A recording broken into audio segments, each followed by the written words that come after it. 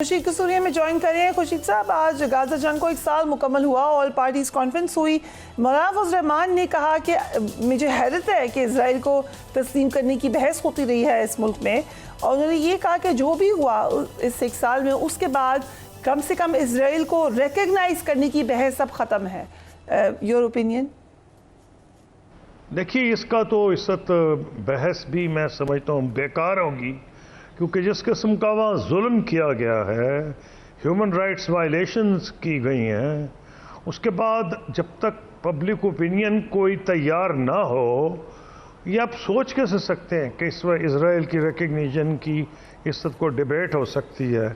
और क्योंकि अब तो सिर्फ पाकिस्तान नहीं कह रहा, इस्लामी दुनिया नहीं कह रही, सेक्रेटरी यूनाइटेड नेशंस कह रहे हैं, उसके अलावा ह्यूमन राइट्स की बॉडीज़ कर रही हैं, उसके अलावा इतनी जो मॉनिटर करते हैं जेनोसाइड को, ह्यूमन राइट्स वायलेशंस को, इससे मैं समझता हूँ ये तो बहस ही सद करना बेकार सी चीज़ है।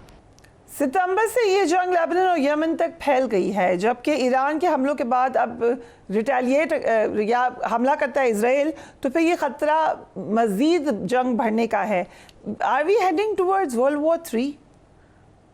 देखिए, बात यूं है कि इजराइल की पहले दिन से ख्वाहिश है कि किसी तरीके से वो अमेरिका को डायरेक्टली इन्वॉल्व कर ले, और उसकी शिद्दत बढ़ती इसलिए जा रही है कि अब यूरोप में डिवीजन हो गई है। फ्रेंच प्रेसिडेंट मैक्रोन ने ये कहा है कि ये जो हथियार दिए जा रहे हैं इस वक्त वो नहीं देने चाहिए, और हथियार मिल रहे थे यूरोप की तरफ से और अमेरिका की तरफ से। बरतानिया में जब से लेबर गवर्नमेंट आई है, उन्होंने भी एक छोटी मोटी तब्दीली की है कि कुछ नौयत के हथियार नहीं दे रहे हैं। तो उसकी कोशिश ये है कि ये रिवर्स गियर जो अब लग रहा है, क्योंकि अमेरिकन कैंपसेस में नौजवान नस्ल जो है, जहाँ तक तो पुरानी पार्टीज, अब 2 ओल्ड पार्टीज, डेमोक्रेटिक पार्टी और रिपब्लिकन पार्टी, इनकी लीडरशिप तो हिम्मत ही नहीं कर सकती, इजरायली लॉबी के सामने हिल नहीं सकती। इनके इलेक्शंस उन पर डिपेंडेंट है, इनकी फाइनेंसिंग उन पर डिपेंडेंट है, मीडिया मैनेजमेंट उन पर डिपेंडेंट है, चाहे वो रिपब्लिकन पार्टी हो डेमोक्रेटिक पार्टी हो। तो लेकिन जो उम्मीद की किरण पैदा हुई है कि जो नौजवान नस्ल है यूरोप में बहुत ज़्यादा और अमेरिका में भी हमने देखा है कि अब वो लोग कह रहे हैं कि हमारे नाम पे ना जंग लड़े, और वो कह रहे हैं इसका हमसे कोई वास्ता नहीं है। ये एक हेल्दी चेंज है जिसका असर बहरहाल होगा। लेकिन जो आप कह रही हैं कि वो उनकी अमेरिका या इजराइल फला जगह पे जंग फैलाई, फला फैलाई, उसको सबसे बड़ा भी ये खतरा पड़ गया है कि जो यूरोप उसके साथ था, बल्कि उन्होंने स्ट्रॉन्ग वर्ड्स यूज़ किए हैं। आज प्राइम मिनिस्टर नेतन्याहू उन्होंने कहा है कि president Macron should be ashamed of himself, यानी वो तनकीद फ्रांस के सदर पर कर रहे हैं कि उनको शर्म आनी चाहिए। शर्म तो इनको आनी चाहिए जो ह्यूमन राइट्स की वायलेशंस कर रहे हैं, जेनोसाइड के। वो बहुत से जो इदारे जेनोसाइड को वॉच करते हैं, वो कहते हैं कि ये जेनोसाइड में भी इस वक्त इन्वॉल्व है, इनके खिलाफ केसेस चल रहे हैं इंटरनेशनल क्रिमिनल कोर्ट में और हेग में भी। तो मेरा कहना उसमें यह है कि अब जब इसराइल ये देख रहा है कि मगरबी ममालिक में, याद इस्लामी दुनिया तो भूल ही जाएं, एफ्रो एशियन कंट्रीज भूल जाएं, बल्कि साउथ अफ्रीका जो कि समझ सकते हैं कि one of the 2 main African countries, उन्होंने तो मूव किया है हेग में, वर्ल्ड कोर्ट में जाके। तो इनकी अब जो डिपेंडेंस है वो यूरोप के ऊपर है, अमेरिका के अलावा। अमेरिका में मैंने आपको सूरत हाल बता दी है, बदनसीबी की ये बात है कि इलेक्शन ईयर भी है, तो इसलिए ये तवक्को करना कि वहां से कोई पीछे हटेगा वो तो है ही नहीं, बल्कि डिफिकल्ट। तो ये बताइएगा कसूरी साहब कि अगर ईरान इजराइल कॉन्फ्लिक्ट होता है या एस्केलेट करता है, तो 2 मुल्क रशिया एंड चाइना ये किधर होंगे?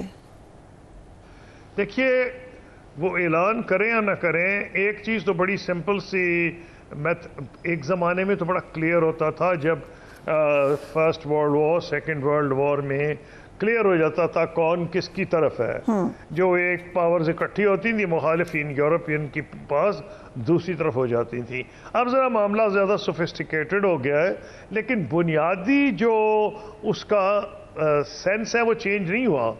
रूस के साथ सख्त कशीदगी है इनकी यूक्रेन के मामले पे, چین کے ساتھ سخت کشیدگی ہے ان کی، یہ جو اس کے معاملے کے اوپر موسا کے اوپر جو مین جن کو اب وہ کہتے ہیں ہمارا حصہ ہے، اور ہمیشہ سے ون چائنا پالیسی پاکستان کی اور دیگر ممالک کی رہی ہے تائیوان کے اوپر، تو تائیوان کے اوپر ان سے مخالفت ہے اور روس کے ساتھ ان کی یوکرین پہ مخالفت ہے۔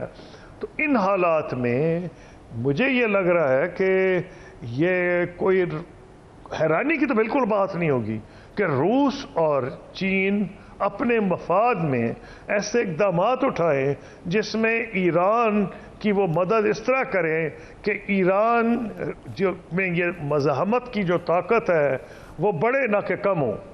جو ایسکلیشن ہوئی 7 اکتوبر الاقصی سٹورم کے آپریشن کے بعد یقیناً بہت زیادہ خون بہا، لیکن ایک تبدیلی ہمیں نظر آئی ہے، آپ نے ابھی خود بھی اس کا اشارہ کیا۔ ہم کیسے کہہ سکتے ہیں کہ اس ایک سال میں how the world has changed? دیکھیں دنیا میں یہ تبدیلی آئی ہے سوائے امریکہ کے اور امریکہ کی رولنگ پارٹیز، چاہے وہ ڈیموکریٹ ہو ریپبلکنز ہو، یورپ میں تبدیلی آ گئی ہے جو ان کو تو نظر آ رہا ہے کہ ہیومن رائٹس وائلیشنز ہو رہی ہیں۔ فرانس کا صدر نہیں تو بول ہی نہ سکتا یہ جو انہوں نے آج کہا ہے۔ جرمنی میں ڈیبیٹ ہو رہی ہے، برطانیہ نے انڈیکیشن دے دی ہے کہ کچھ فارمز آف ویپنز جو ہیں ان کی گورنمنٹ کے مطابق وہ انٹرنیشنل لا کے خلاف ہیں، یہ وہ کہہ رہے ہیں۔ اس کا مطلب یہ ہے کہ آثار یہ ہیں کہ یورپ کا پبلک اوپینین بہت حد تک بدل چکا ہے۔ جس قسم کے ڈیمنسٹریشنز ہوئے لنڈن میں، روم میں، پیرس میں، اس سے نظر آ رہا ہے کہ فلسطینیوں کے حق میں راہ ہموار ہو رہی ہے۔ اسلامی دنیا میں تو پہلے بھی کبھی ڈاؤٹ نہیں تھا، وہ تو ہماری اپنی کمزوری ہے کہ ہم کر کچھ نہیں سکے، لیکن امریکہ میں بھی مجھے لگ رہا ہے کہ تبدیلی نئی جنریشن میں آ رہی ہے، لیکن بدنصیبی سے جو موجودہ حالات ہیں اس پہ اس کا کوئی خاص اثر نہیں پڑے گا، کیونکہ موجودہ نسل کو اقتدار میں آنے میں کم سے کم منیمم 20 سال لگیں گے۔ قصوری صاحب، آج اے پی سی کال کی گئی حکومت کی طرف سے اور پی ٹی آئی اس کا حصہ نہیں بنی، ڈو یو تھنک ان کو کرنی چاہیے تھی اٹینڈ؟ دیکھیے جی، میرا پوائنٹ تو یہ ہے کہ میں کسی سیاسی معاملات سے بات نہیں کر رہا، یہ جو معاملہ ہے اس میں سارے پاکستانی جو ہیں وہ اکٹھے ہیں۔ میری خواہش تھی کہ سب اس میں اکٹھے ہوں، اور اگر جو نہیں آئے مجھے پتہ ہے ان کی سمپتھیز پھر بھی اسی طرف ہوں گی جدھر پاکستان کی قوم کی ہے اور وہ فلسطینیوں کے حق میں ہے، لیکن بہت اچھا ہو کہ سارے پاکستانی اس ایشو پہ متحد ہو جائیں۔